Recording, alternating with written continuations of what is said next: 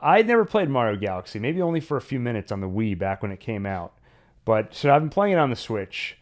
And first off, the whole conceit with the game is that you're in space. And so a level will be multiple little planets that have their own gravity. So you can kind of run around a planet, end up on the other side of it. If you can jump to another planet and get snatched up by its gravity. So it's that mechanic that I guess you hate.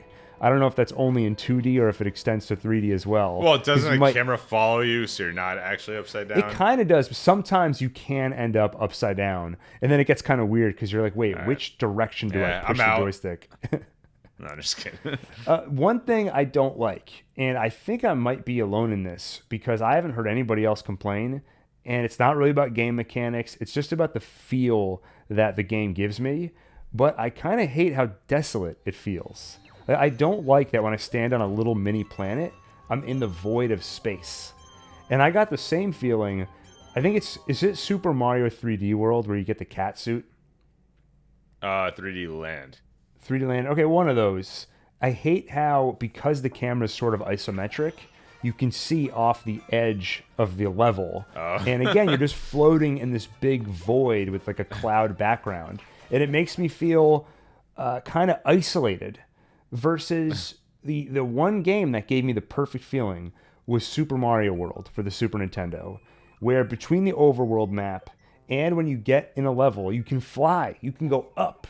In a lot of levels, you'll go underground, not just through a pipe, but you'll like be digging underground and moving up and down. Like that felt like a complete world to me. There was no edge of the universe I could see where I'm floating in a big void.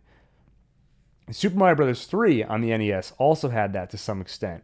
And just the way that some of these worlds felt so different. Like, I still remember that feeling the first time I saw Giant World, where everything was just way bigger. And I was like, it feels like I'm discovering a new world. Mm-hmm. And I loved that feeling. I think Super Mario World is the best 2D Mario game. And it's kind of frustrating that I don't know.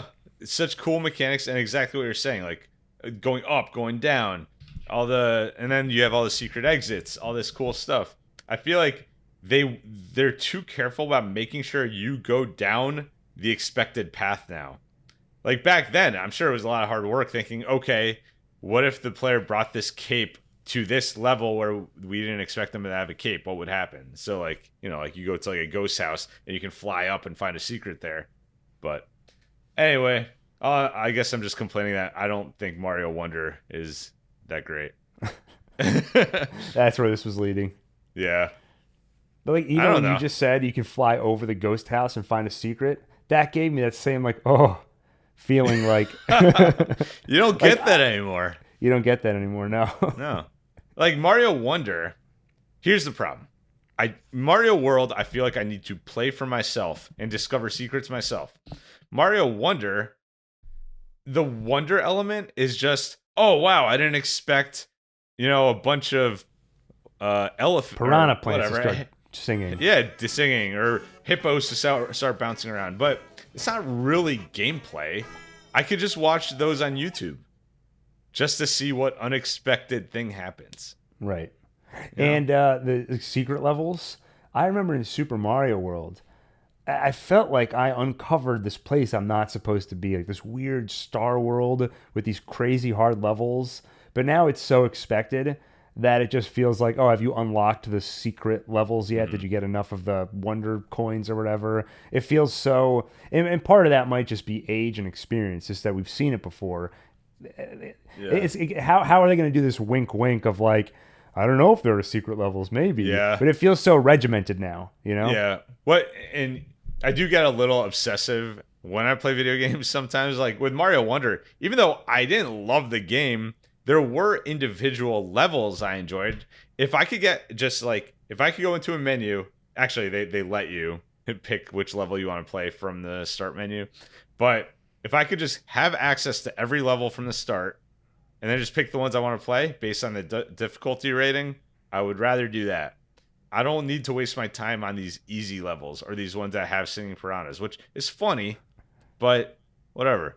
The last level of the game, you can only unlock by collecting like a crap ton of these coins. So, but it's so many, or not coins. You have to like unlock these things called standees, which are little cardboard cutouts of the characters. Like, I don't care about these collectibles, but I need to collect every single one to unlock the last level. Why can't I just play the last level? Just let me play it. Because it's not like I have to find a secret to get there. That I would enjoy doing. But I literally just replayed the same level about 1,000 times because that was like the most optimized path to get the most amount of coins possible in a certain, you know? So like Back for in like Super days, Mario I would World. just do that for like a few minutes at a time. How did you, in Super Mario World, how did you unlock that Star World? I don't remember. Was it like secret exits or something? Yeah, there were secret exits all over the map, and that would bring you to a star, and then the star would warp you over there. And there were different. So every level in Star World was connected to a star. So you could beat one of the levels, and then it would draw. I forget what would happen then, but each star on the map would bring you to a different level. See, even that I feel like helps with the immersion of like I'm discovering a world. Like I physically found a place that's taking me to this other place versus for some reason collect all these little pieces of cardboard and then this world opens up. Yeah. Like it's dumb. It's not a gaming mechanic. It's just the feel of the game. Arlo talks about that, right? He'll say like it's undervalued, but there's games give you a certain feel. And for me, even for a Mario game, I want a little bit of that immersion of, I don't like to feel like a game developer created a level, beat that level, and it will take you to the secret level. I want it to feel like a world that I'm discovering. Yeah, I think in Mario 64, you had to collect stars to unlock certain other levels, which I think they did it right. It was the right number of stars, but I think they took it too far. Because like in Mario Wonder, you should never need to 100% collect everything to unlock a level. It should be to unlock some cosmetic or something I don't care about, you know? Yeah. Like I feel like they didn't learn their lesson from Breath of the Wild. In Breath of the Wild, they knew nobody wants to collect every single one of these like seeds, you know? So if you collect them all you get is, and it's not seed, it's heavily implied that it's, you know, matter from a character. Wait, in Breath of the Wild? Yeah. Remember those? Remember the Kokiri seeds or whatever? Yeah. Yeah. So if you collect every single one, you get your prize is just an item in your inventory that doesn't do anything, that looks like some matter that comes out of like an object. Yeah. That would be attached to a person's body, is the impression you're giving me. No. It's fecal matter. It looks like golden fecal matter. Okay. So it was almost like they were trolling you for actually collecting every single one. So the point is, I kind of like that there is no real reward because I know I don't need to waste my time doing this. It's not fun. So in Mario Wonder, they did not learn their lesson because you need to collect every single one of these standees, and the only way to do it is to farm coins. And farming coins isn't fun. Why would they think it is fun to literally play the same level over and over and over and over and over and over and over? And it's times 100. And it's to unlock something you genuinely care about. So you do feel like you have to do it. I wanted to play the level. Anyway, so I 100%ed that game.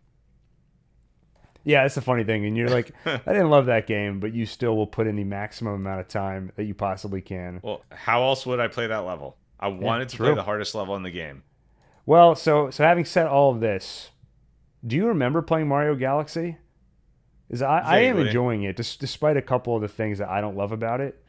I am enjoying it. I am going to keep playing it. Yeah. But one thing that is... Yeah, go ahead. Go. I was just gonna say it again. Yeah, I vaguely remember it. The one thing that's really bugging me about it is in one mechanic they had when you played on the Wii. I think you played nunchuck style, so you would have had the joystick in one hand, and then you had the Wiimote in the other. And so while you're running around, you could point your Wiimote and kind of control with the cursor, basically, because they had star bits all over, which you can collect by pointing your Wiimote at them. So playing handheld on the Switch, instead, you swipe your finger on the screen. But to do that while you're playing, you essentially have to stop. It's like you stop moving and then swipe your thumb or your finger over the screen to collect all the star bits. And so to me, it just every time I see the star bits, it's such an interruption. I feel like I have to stop playing for a second to now collect all these things. What do you And use those for? I forget. you feed them to those little star creatures, and then they'll transform, and they'll turn into like a new level or like a bonus level or something. So you have to do that. You can't. You do, avoid it. yeah. I think you have to. And so but they're pretty easy to get. So sometimes I tell myself, like, look, I'm just going to ignore them and I'll come back for them later, like when I need to collect them. But I can't. I see them all over the screen. I'm like, I need them. And you can collect them by just running over them, but sometimes they're far away, and it's just it's way more efficient to just do this, swipe your finger all over the screen. It doesn't translate very well.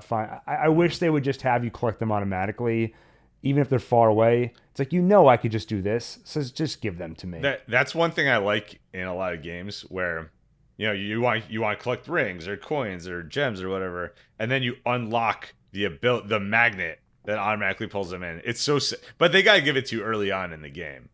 But Yeah.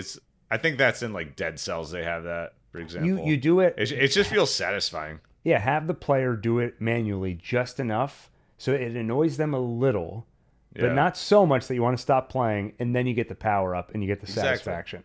Yeah. But And then you can turn it off if for some reason you do want to go like this. right. So I'm going to keep playing Mario Galaxy. I'll report back as I go. I don't know how I'm going to get into Mario Galaxy 2 because it's not on the Switch. But I hear that Wii emulation. Why is did pretty they easy not? now. I don't understand them not putting it into All Stars. Mario 3D World. Why is it only available for a limited time? Why doesn't it include Galaxy 2? I just came up with a theory though. They're doing these remasters now, right? Like Mario RPG, Paper Mario, The Thousand Year Door. And there's still probably like a year or so left before Switch 2 comes out. So if they're going just into remaster mode right now, maybe they're doing a Galaxy 2 remaster But why not Galaxy 1? because Galaxy 2 is better. Yeah. And okay. if they wanted to do 3D World, they needed to have one of them. So that's my theory. I just came up with it. But it also makes me think, I know Galaxy 2 has Yoshi. I don't know if Galaxy 1 does.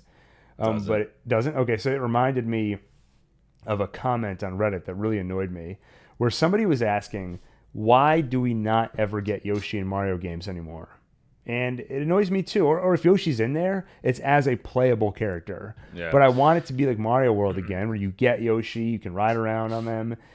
And the answer was that, well, and this is a Reddit comment, it's very difficult to design levels to function both with and without Yoshi.